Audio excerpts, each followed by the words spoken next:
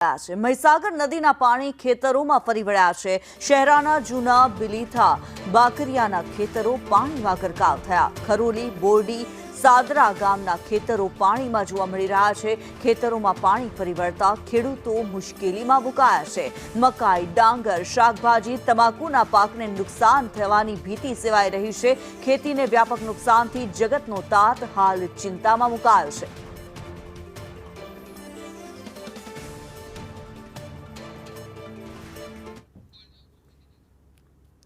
તો પંચમહાલમાં હાલ ભારે વરસાદે કહેર મચાવ્યો છે। ખેતરો જળબંબાકાર કરી દીધા છે અને ખેતરોમાં ઊભા પાક જે હતા તેને નુકસાનની ભીતિ સેવાઈ રહી છે।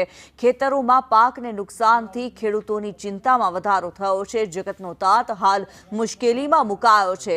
શાકભાજી હોય, ઘાસચારો તમામ પાણીમાં ગરકાવ થયેલા જોવા મળી રહ્યા છે। ઉપરાંત મકાઈ, ડાંગર, તમાકુના પાકને પણ ભારે નુકસાન પહોંચ્યું હોવાનું સામે આવી રહ્યું છે।